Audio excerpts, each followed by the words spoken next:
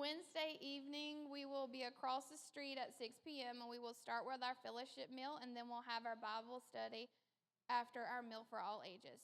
There are lots of events and services planned this month, so please be sure to check the bulletin board and the bulletin for further information. We have information such as our group Christmas parties, our Christmas program, and caroling, so stay up to date by following us on our Facebook page.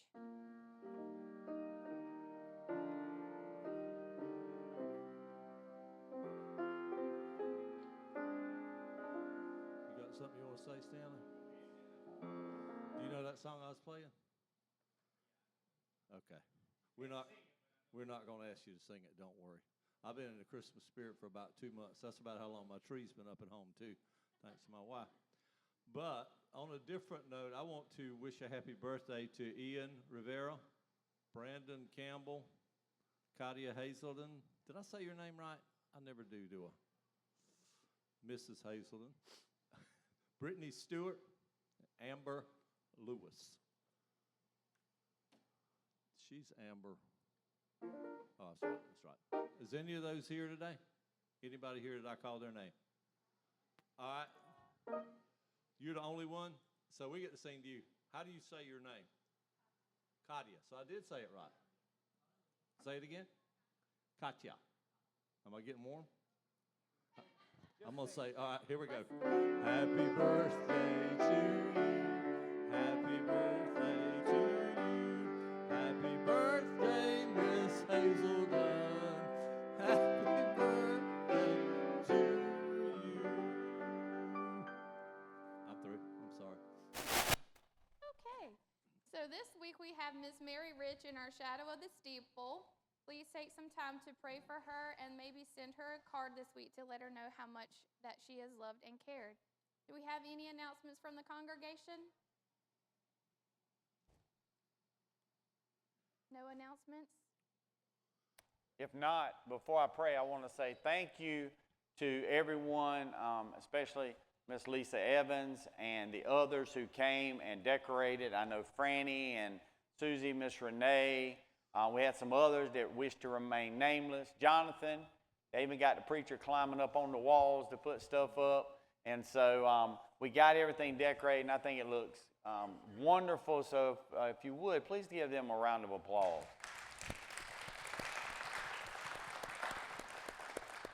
Also, please do not get accustomed to seeing me wear garnet. I do not do that often, but I am a man of my word. So, yeah. Get it all in now. We're going to the playoffs. Let's go to the Lord in prayer. Father, we thank you for this time together, and I just thank you for the many blessings that you have given us. And Lord, as we come into the Christmas season, I pray, Lord, that we would not forget what Christmas is truly about. And today, Lord, as we open your word and we look at the hope that your son Jesus brings to us, a people who would be lost without you, I pray you would be with our service today. Be with those that are sick, those that are on the road traveling. Pray that you would just watch after them. We thank you for each and every family that's represented here today. Be with us as we go and worship today. Be with our girls as they sing. Hide me behind the cross as I give the words. Lord, that the words that people would hear would not be from me, but from you. We love you and we thank you. In Jesus' name, amen. All right, if you guys will stand with us this morning, worship with us.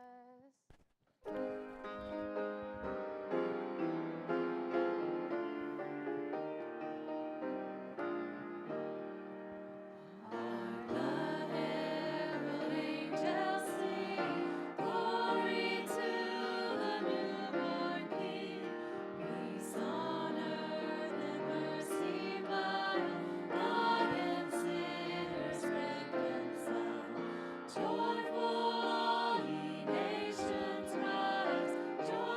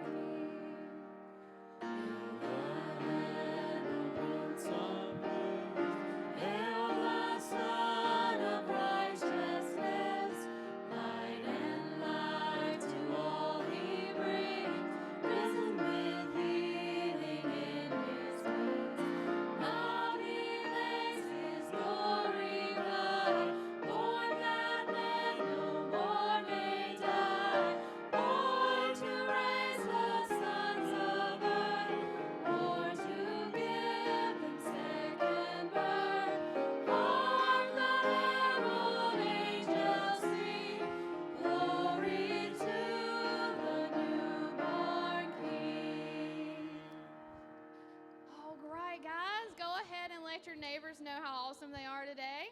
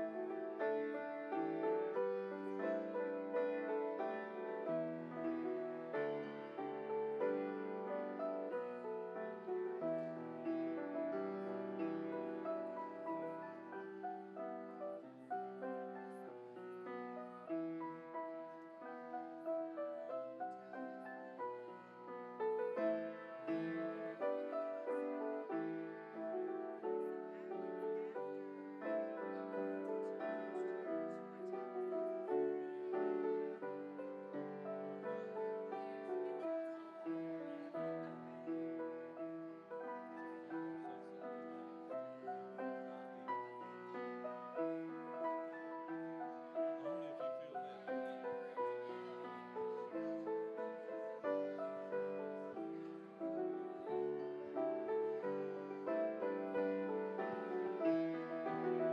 led. I think he'll let you know when to. Right?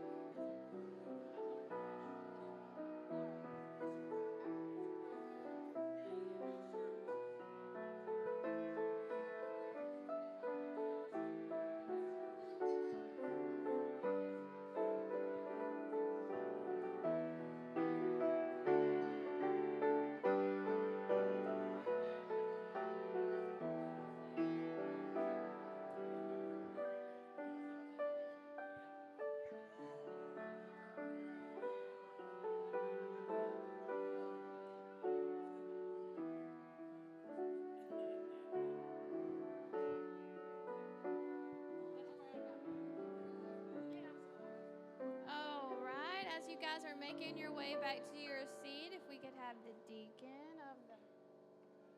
Oh, Mr. Ray.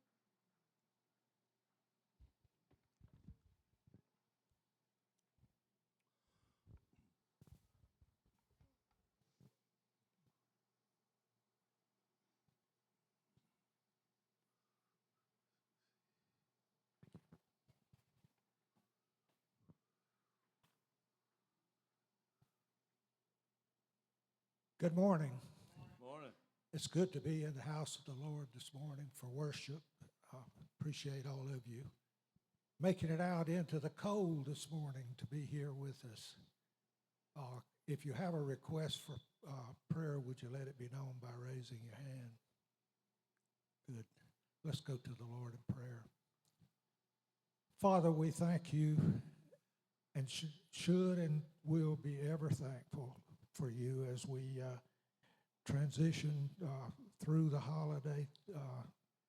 Be with us and keep us ever mindful of what the holiday season is about, and lead us to the birthplace and the death and dying of Christ on the cross to save us all.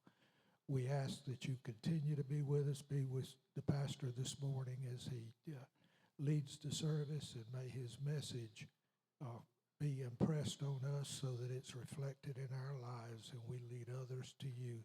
We ask these things in your name. Amen.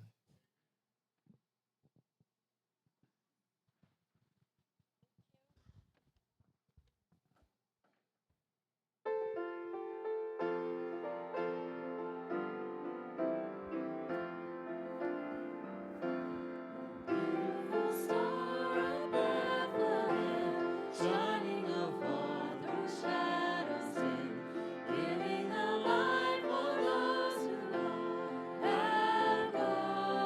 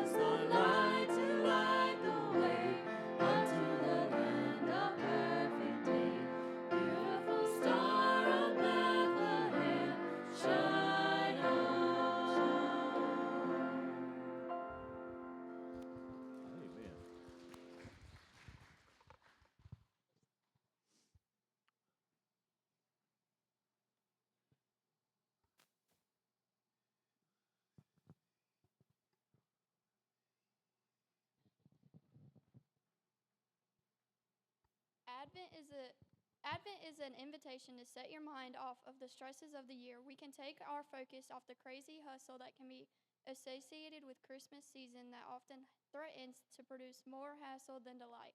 Advent is a chance to focus our thoughts on the gifts God has given us. In his Son, Jesus, who stepped down from heaven and took the form of a man so that we might believe. The tradition of the first Sunday of Advent includes lighting the candle of hope. This candle of hope symbolizes his promises delivered through the prophets from God, as well as the hope we have in Christ. God crafted a great rescue plan that he lays out in Scripture. This plan foretells years in advance the arrival of Christ. The Bible also gives us a glimpse of the future and promises that God will come down to create a new heaven and earth. Galatians 4, chapter 4, verse 4 to 8. But when the right time came, God sent his Son, born of a woman. Subject to the law, God sent him to buy freedom for us, who were slaves to the law, so that he could adopt us as his very own children.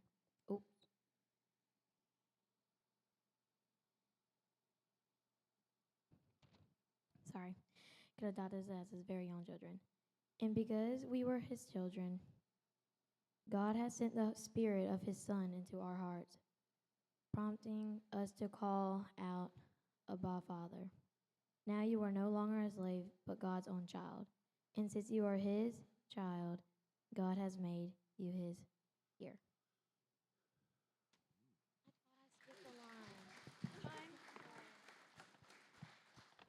Okay, now Children's Church will be dismissed. You can follow Miss Evangelina out through the side.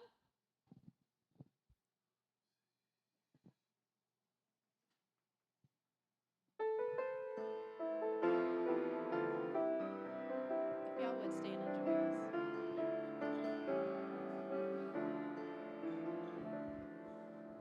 Child is this who lay to rest on Mary's lap is sleeping, whom angels greet with anthem sweet, while shepherds watch are keeping. This is Christ the King, whom shepherds guard and angels sing. Haste, haste to bring him, Lord, the babe, the Son of Mary.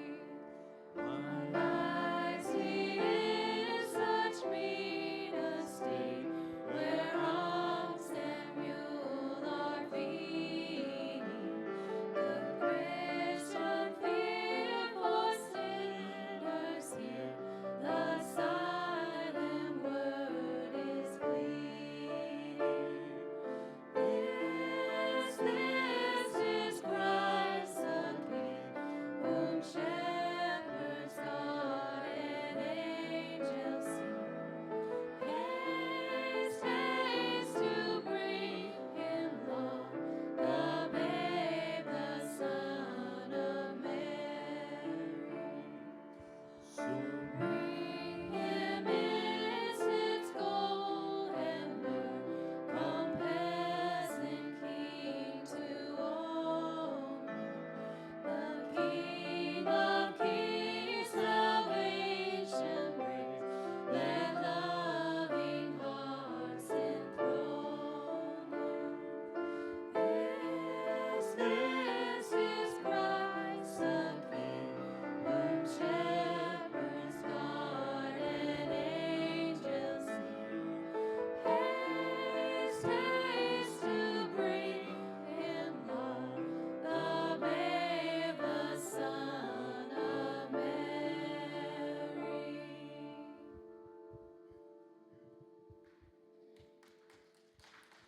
This next hymn that we're singing, as we sing it, oftentimes with these older carols, we can forget the meaning of the words that we're singing. And the next hymn says that long lay the world in sin and error pining, and it means that the world was just longing for a Savior. They were just lost in their sin, and they were pining is almost more of longing.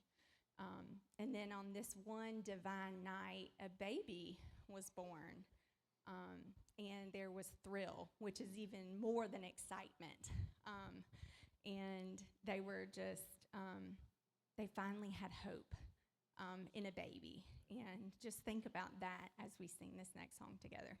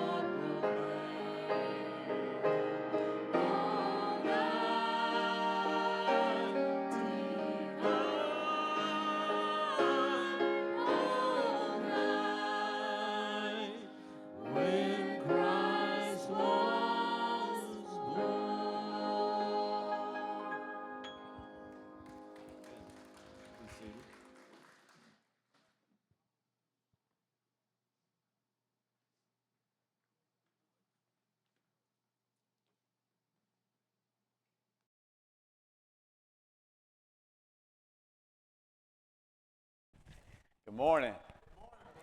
Good to see y'all this morning. Y'all, I'm going to try to get this table. I'm going to get it where I want it one day. It's good to see everyone. And as we talked about before the service started, it is the Advent season. And, of course, our youth did a good job with our candles, lighting them, and we'll light a different candle each week. We do have our Christmas program coming up in 2 Sundays, Jonathan? 3 Sundays. 3 Sundays, and so I know our worship team is excited about that, and they've been working extremely hard. So y'all please support them in what they do. because they do work really, really hard. But, you know, when Christmas comes around, the problem with Christmas is most people, we see and hear all the evidence that's going on with Christmas. We see the wreaths being hung. We see the Christmas tree. We see all the lights, and we see all the things that people do in preparation for Christmas. But oftentimes, it can be something that, with all the other stuff that's going on, it can pull us away from what the true meaning of Christmas is all about.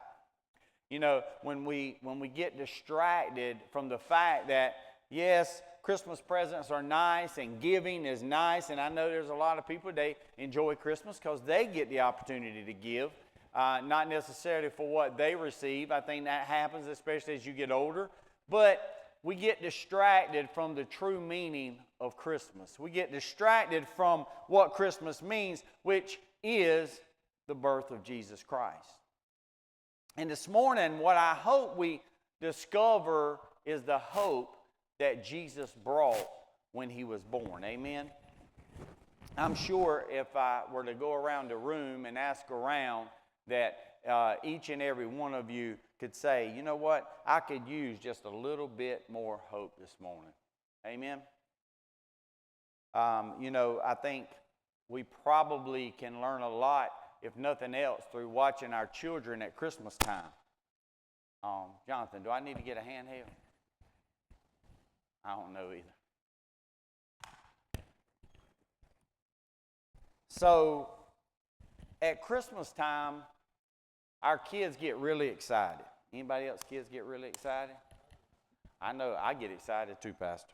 But our kids get excited, and I can remember that there was a time when my girls would get excited because they were able to make a list, and they could give us all the things they wanted for Christmas. Now it's gotten a little, they're a little more technologically savvy now. Now you click on Amazon and get ready to order you something that you got to have, and you see Ansley's list, Aubrey's list, Ashton's list, Susie's list, and so it gets kind of a little difficult. But what I love about Christmas is, and especially when they were younger, you know, when the girls were growing up and we were in Dillon, we had a house that was shaped kind of weird.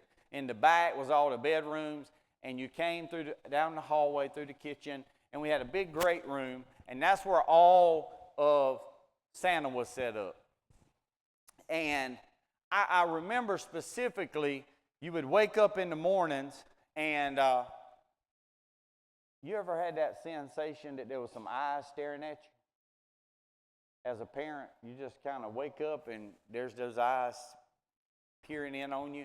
That was what I remember. I remember those eyes, and they were excited because they knew not to go down to the living room without us, but they were so hopeful that everything that they had put on that list would be in that living room, and Santa would have brought it. And I just remember those homemade videos because Susie would always make them wait till your daddy gets up. He's got to put his pajamas on because, of course, I was always the last one out of bed. And so I would get up and go sit down, and she would video them coming in, and just to watch their eyes light up with hope as they walked into the living room and they saw all the gifts that they had been given, that Santa had brought them. But I want you to know this morning that all those are great memories, and all those are good times together. But the true reason Christmas brings hope is not because of a gift that we receive from an individual, but the gift that we received in a manger in Jesus Christ. His arrival was a fulfillment of prophecy that came 700 years later. And this morning, if you have your Bibles, if you turn to Isaiah, we'll read that prophecy. I think it's probably one of the most well-known prophecies out there. When you kind of flip through what every other church is doing on Facebook, this was a very popular verse this morning. We're in chapter 9, Isaiah 9, verses 2 through 7. It says, "The people who walked in darkness have seen a great light. Those who dwelt in the land of the shadow of death, upon them a light has shined. You have multiplied the nation and increased its joy. They rejoice before you according to the joy of harvest, as men rejoice when they divide the spoil. For you have broken the yoke of his burden and the staff of his shoulder, the rod of his oppressor, as in the day of Midian. For every warrior's sandal from the noisy battle and garments rolled in blood will be used for burning and fuel of fire." And this is probably the most popular part that we all know. "For unto us a child is born, unto us a son is given, and the government will be upon his shoulder, and his name will be called Wonderful Counselor, Mighty God, Everlasting Father, Prince of Peace. Of the increase of his government and peace there will be no end upon the throne of David and over his kingdom, to order it and establish it with judgment and justice from that time forward, even forever. The zeal of the Lord of hosts will perform this." Now, to understand some of Isaiah's writings, this was written in approximately 740 BC. The problem in Israel was poor leadership. The people of Israel, they had suffered through 4 very, very ungodly kings. They were Uzziah, Jotham, Ahaz, and I think Hezekiah was the last one. But they were corrupt. And I think we know a little bit about that, don't we? We know a little bit about corruption in government nowadays. And what these kings had done was they had led the people far away from God. And it was a dark time in the history of Israel. Isaiah wrote these words knowing that the only possible way... Jonathan, I'm just going to get a handheld.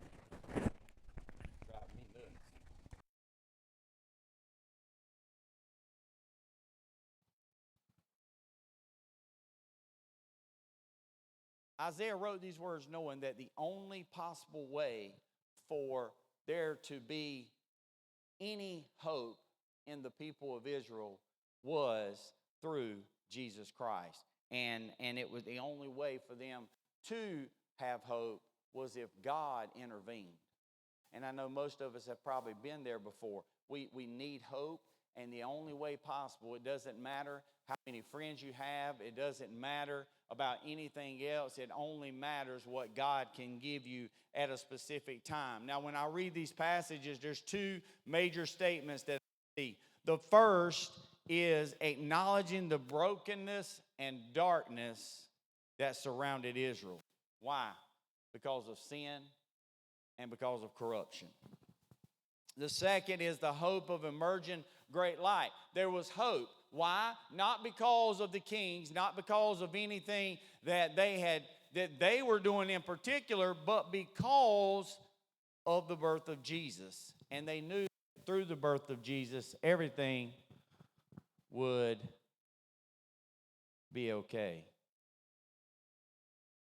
Jewish people in the Old Testament, they needed these words. They needed this hope that was to be given to them by Isaiah.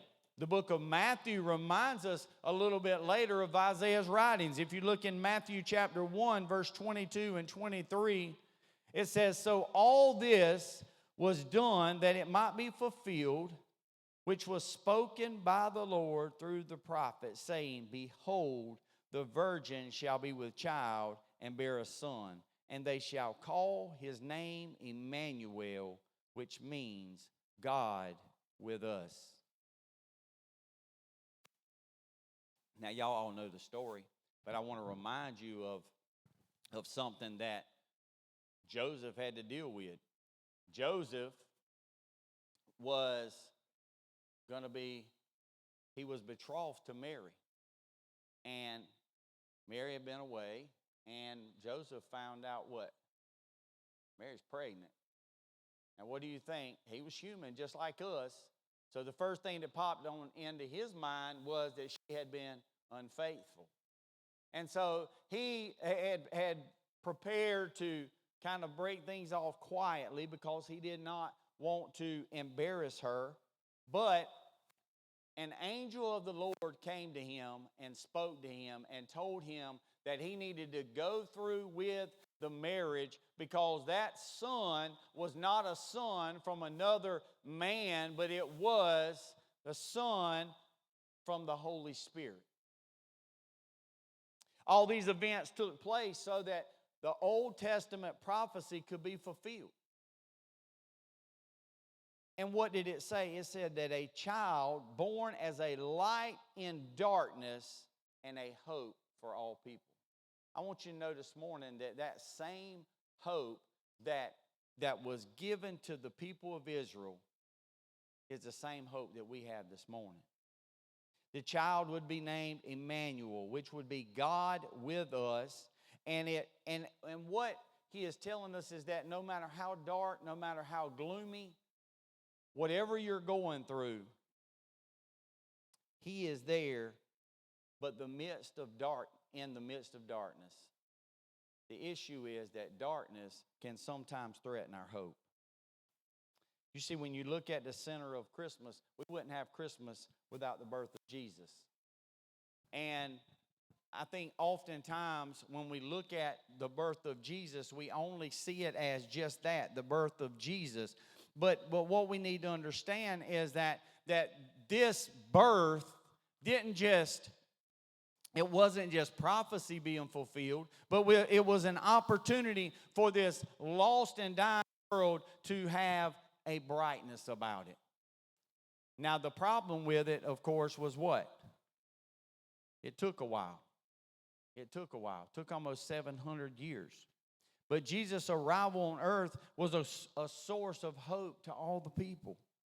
One of the reasons that Christmas means so much to me is that we know that even though we live in this world of darkness each and every day, most of us, we know what Israel was going through because we live in this darkness each and every day in a world full of darkness, but we know that it's easy to get bogged down in all the sin and all the things that life throws at us. But we can make no mistake about it that through Jesus, we can find light in the darkness. I want you to know this morning that just like Israel, we're going to struggle. We're going to go through disappointments. I would dare to say that everybody in here has made mistakes. Anybody mistake-free? Not me. I know I'm not. I have failed many, many times. And just like the Israelite people, I need Jesus to eliminate the darkness in my life. And you need Jesus to eliminate the darkness in your life. You need it for healing, for restoration, and for most importantly, forgiveness. And I'm here to tell you that if you don't know that this morning, that hope and that forgiveness can only come through Jesus Christ. But I also want you to understand that hope isn't the result of the absence of conflict. It isn't the result of the absence of problems in your life. Hope is the presence of God in your life. And that's our second point. God's presence brings hope. As I mentioned before, sometimes it takes a long time. And patience is not one of the things that we in America have gotten really good at. I would dare to say pretty much everything we want or have, we can get in no time. How many of you remember a day when you would order something in the mail through a catalog and it takes 6 to 8 weeks to get it? I was at the beach Friday. Is it Friday? What's the day? Sunday? Yeah, Friday. I ordered something. I got home yesterday. It was on the front porch. We're not very patient. Stuff can get to us in a hurry. I had a bunch of packages on the porch, but I won't get into all that. It was. But I want you to know that even though hope is found in Jesus, hope also requires us to have patience. We can't get upset because things don't go our way and we don't get what we want when we want it. And that has really become a problem in today's society. I read a story just this week as I was studying about this plant. And some of you, if you a green thumb person, you may have heard of it. I'd never heard of it, although I think I saw it when I made a trip to New Mexico. But it's called an agave americana plant. And this plant grows in rocky soil. It grows in kind of a rough terrain. What makes this plant so special is, first of all, it has very broad leaves. And the leaves expand out about 12 foot wide, which I thought was very impressive. They go out about 12 feet, but it's only about 6 feet tall. You say, well, why are you telling us about a plant? Well, I'm going to get to that.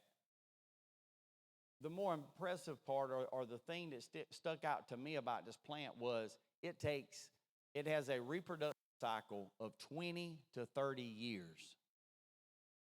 So this plant sits dormant basically for 20 to 30 years, and during its reproductive cycle, it begins to grow a big stem, almost like an asparagus, straight out the top. Kind of reminded me of a sucker when I had to work in the back of the field.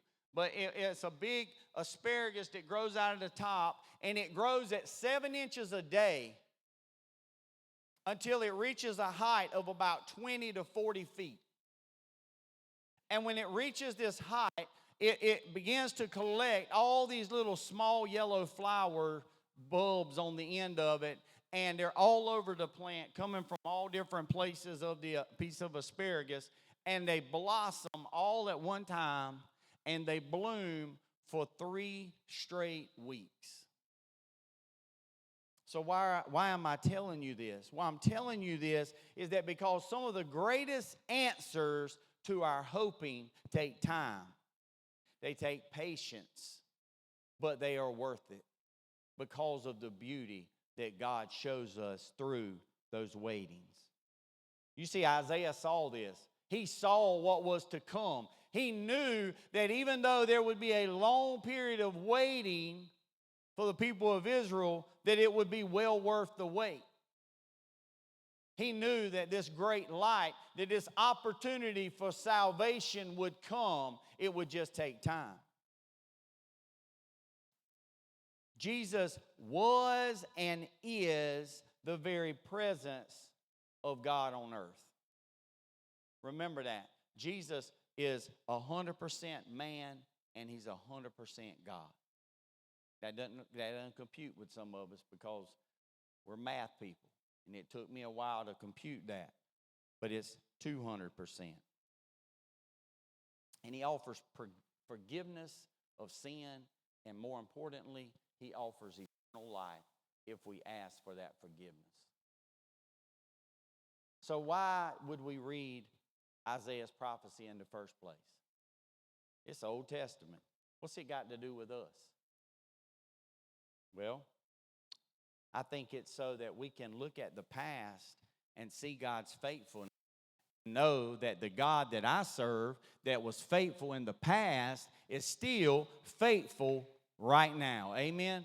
How many of you can say today that God has been faithful? And he gives us an eternal hope that no matter what we're going through, no matter what trials we're going through, I know Christmas time can be a very difficult season for many people that have lost loved ones, or many people that are going through maybe some kind of financial difficulty, and it can be a very, very difficult time for a lot of people. But my prayers today, you would take the time to look away from those things, and instead of keeping your eyes on your problems, keep your eyes on Jesus, because he will give you all the hope that you need.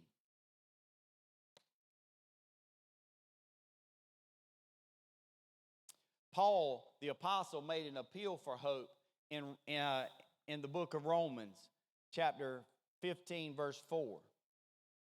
He said, for whatever things were written before were written for our learning, that we, through, listen to this, patience and comfort of the Scriptures might have hope.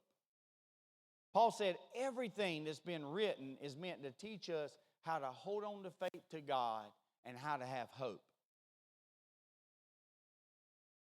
Why? Because it gives us endurance. Why do you exercise? Why do y'all exercise? I don't exercise, but why do you exercise? Build up endurance, right? You want to build up your strength. I don't know about you, but I want to finish my race strong. I want to finish my race strong. And the only way that I can do that, the only way that you can do that, is through the encouragement and hope of the birth of Jesus. The thing that I found out through my years of not only just ministry, just my years of living, is that hope doesn't increase because good things happen. Hope doesn't increase because of favorable circumstances, and it doesn't decrease because of unfavorable circumstances. Okay? Hope is found in one person. And if your hope is in anybody else this morning, then your hope is in the wrong place. If you come here, if your hope is in Donald Trump, if your hope is in any political leader, if your hope is in a football team, if your hope is in anything else other than Jesus Christ, your hope is in the wrong place. We don't have to like that, but that's just the way it is. And the reason for that is because if my hope is in Jesus, it doesn't matter what pain I'm going through, what suffering I'm going through. Christmas is terrible because I'm not going to be able to spend it with the one I love. I can't buy my kids the presents that I want to buy them because I lost my job and I don't have the money to buy those things. But I can still have an overflowing of hope because I put my faith in Jesus Christ. And that brings us to our last point, which is hope is at the heart of Christmas.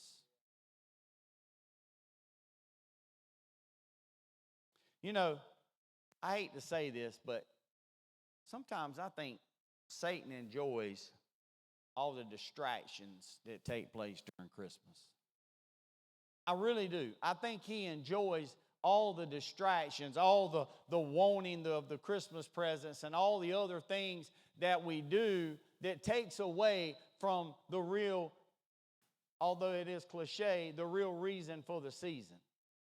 I really believe that he enjoys us not focusing on the hope that we had through the arrival of a baby in a manger, but he can cause us to focus on the things that we didn't get for Christmas that year, or we don't get for Christmas. I want you to know that even though it took over 700 years for Jesus to arrive, he arrived right on time. I attended a funeral last Sunday of a young man from our school. And he, not sure if he took his life, it was an accident, it was kind of up in the air, but either way, the one thing that I saw that gave me hope was the excitement on the mother's face. You say, what? She had excitement? Yeah. I stood on that wall for over 2 hours watching her worship because she had hope. Hope that because they had faith in Jesus Christ, that she was going to see her baby again. And the pastor, who was a good friend of mine, I didn't realize he was speaking, he told a story. And the story resonated with me because it fits right in. And he told the story of Jesus when he found out about Lazarus dying. And when he found out about Lazarus, what did he do? He kept on about his business. He didn't jump. You know, we think that sometimes, right? Listen, the God we serve isn't a genie in a lamp.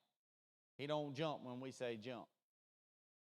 But I want you to know that he didn't immediately go to take care of his friend Lazarus.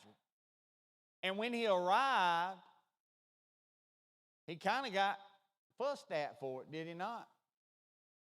Jesus, if you would have come 4 days ago, our brother would still be with us. Well, I want you to know this morning that whether it's 4 days late or 700 years late, my Jesus is right on time. Amen? He is right on time. I read a story this week. It was about a little girl, and she was from a little snow-covered town, I think somewhere in Pennsylvania.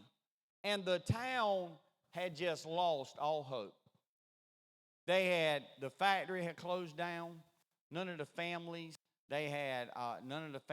were able really to hardly get by because nobody was able to work. And she remembered at one time that this was a real vibrant town. They had a square similar to ours, and they would always have the Christmas lights, and everybody would have such hope-filled faces. And she couldn't help but realize one day as she was walking home that everybody seemed so glum and so hopeless. Even the lights seemed like they were glimmering a little bit less. And on her way home, she stopped and she looked up and she noticed this one star all alone. And as she looked at that star, she thought to herself, maybe it was Jesus speaking to her. But she said, you know what? I've got an idea. And she had just a surge of determination. So the next day she went to the town council and she gave them an idea. And she said, this is what I would like to do. I would like to make a star of hope in our town square this year. Of course, as adults, they looked at her a little bit funny, but eventually they all got on board. And when they got on board, all these people began to bring candles from all over. They began to donate candles, and they began to donate Christmas lights. And even the older people who normally wouldn't come to their Christmas Eve occasion on the square decided to come. And so they strung up the lights and they lit up the candles and they created this star. And it was a star they called the Star of Hope. And even though these people doubted it, Sarah watched as these lights changed the entire town and their outlook. She watched as the people of the town came together and they looked at the lights and they couldn't help but think of what Christmas was all about. And their facial expressions began to change, and they began to share with one another these stories of just despair, problems that they had had. But then they would share a story of how in the midst of their trial, they would get just a little bit of help from a random act of kindness. And as they shared these stories, all of them, their faces, their countenance that we talked about last week began to pick up. And the little girl Sarah watched as hope was lifted up in that little town. That town was no longer gloomy and doomy. This town now had hope. And what she realized in that moment is it only took one small spark of hope to bring hope back into people's life, especially during Christmas. This morning, I don't know where you're at. I don't know what your what you brought into this church service, what kind of problems you may have. But it's Christmas. And I want you to walk out of here remembering that because of Jesus, you do have hope. You can be encouraged that Jesus keeps his promises. Why? Because he promised us a son, and he promised us a son that would come, and the son came. And I'm telling you that he promised us that Jesus will come again. And when he comes again, I don't know about you, but I am going to come expecting to see his arrival. Whether I'm already in the ground or whether I'm here. I tell people all the time, Brother Sammy was here the other day when I was climbing up there, and he said, I'm jealous. He said, if the Lord comes back, you're going to beat me up there. I tell people all the time, I want to be buried standing up so I can shoot straight out the ground. I don't know about you. That's just where I'm at.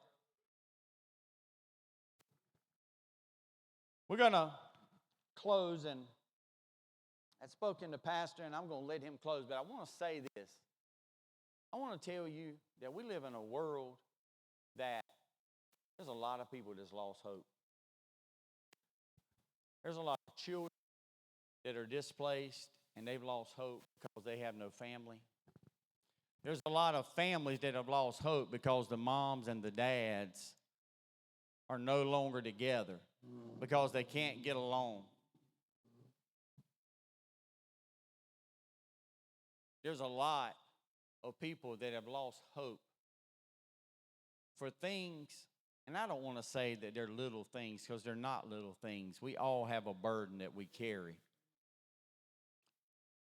But when we look at those problems in comparison to what we have to look forward to, it should make us excited. It should bring an excitement to us because we have a hope in Jesus.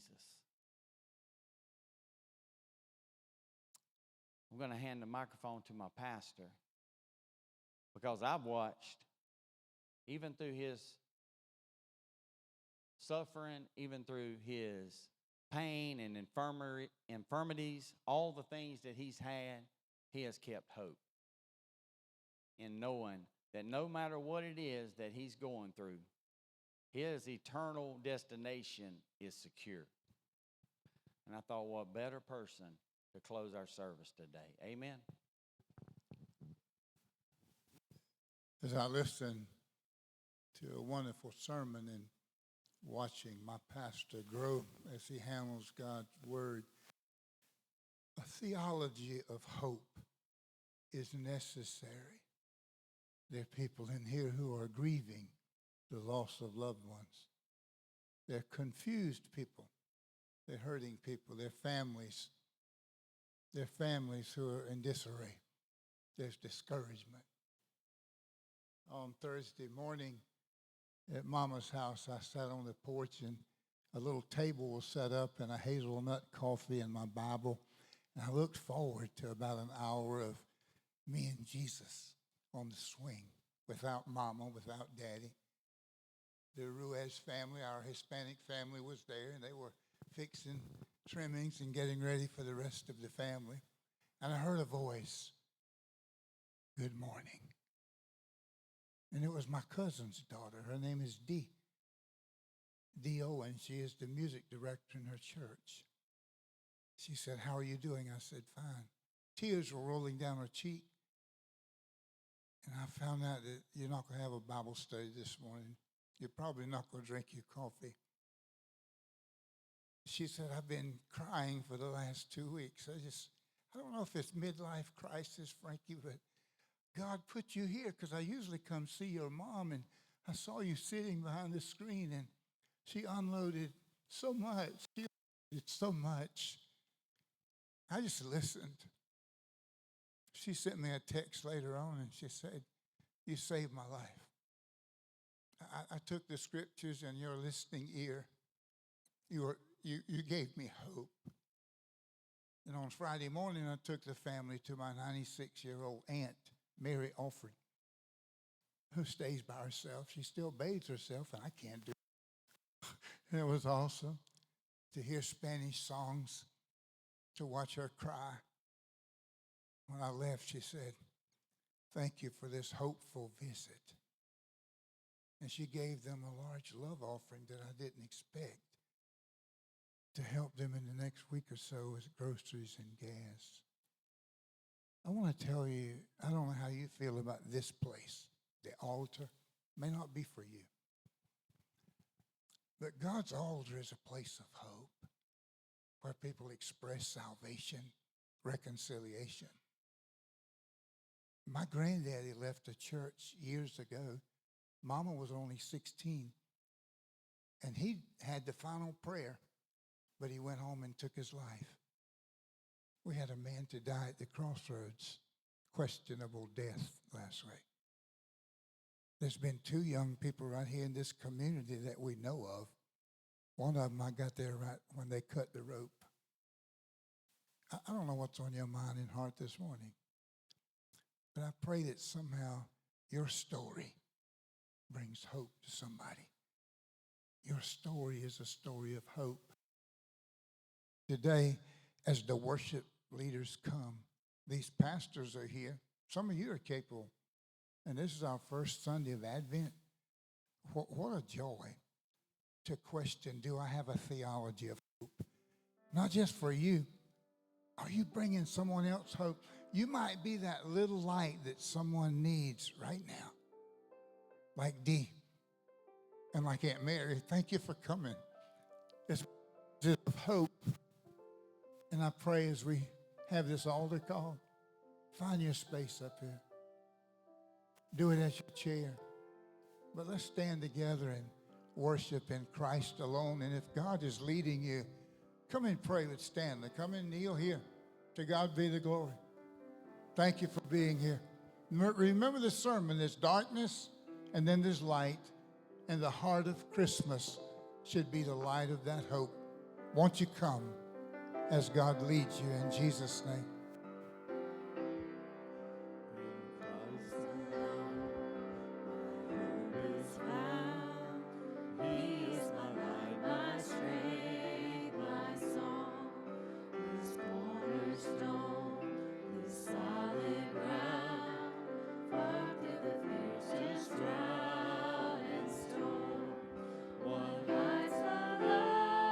One depths of peace, when fears are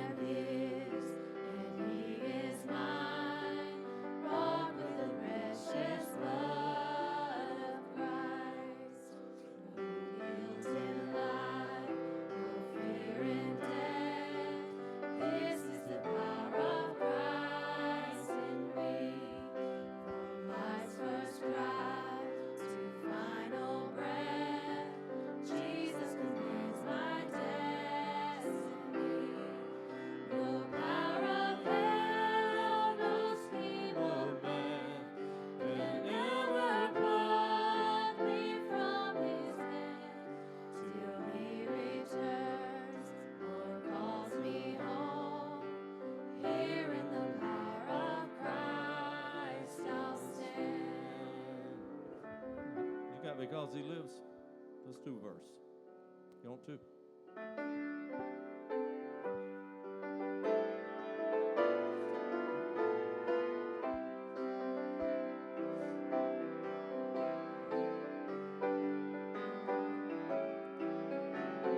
Nobody comes real close after this verse.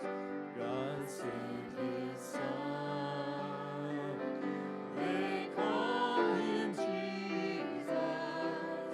He came to love, heal and forgive. He bled and died to buy my pardon. An empty grave is there to prove my Savior lives. Because he lives, I can face tomorrow. Because he lives, all fear is gone. Because I know he holds the future, and life is worth the living just because he lives. How sweet to hold the newborn baby and feel the pride and joy he gives. But greater still, the calm assurance this child can face uncertain days because he lives. Because he lives, I can face tomorrow. Because he lives, all fear is gone. Because I know he holds the future, and life is worth the living just because he lives. Thank you for that song. And Gloria Gaither wrote that song in one of her darkest nights. And that was our sermon today. Thank you for the darkness. Thank you for the depression. Thank you for the despair. Thank you for what happened historically in that scripture. There was a brokenness, there was a disobedience. That's how we find you. Because in the midst of that darkness, if we keep looking, there's a little light. Show us how to follow that star of Bethlehem. Jesus said to his disciples, I'm not in the world anymore. And really and truly, he's no longer the light physically of the world. He said, now you are the light. As this one candle burns on this first Sunday of Advent, may we light up our corner.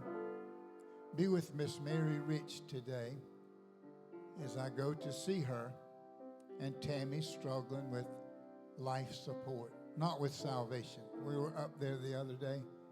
Miss Mary Rich knows you. She's saved. But there's a great possibility what we're doing needs to be cut off. And if it's time for the hope of glory to come into her heart and room, take her home and be with the family. We look to you for healing and hope, and we know that heaven is our greatest hope. Heaven always wins. So we give you the praise and glory on this day. Thank you for our pastor, this wonderful sermon, this altar call. You're the hope of glory. In Jesus' name. And the church said, amen. Speak to I'm so glad I'm a part of the family.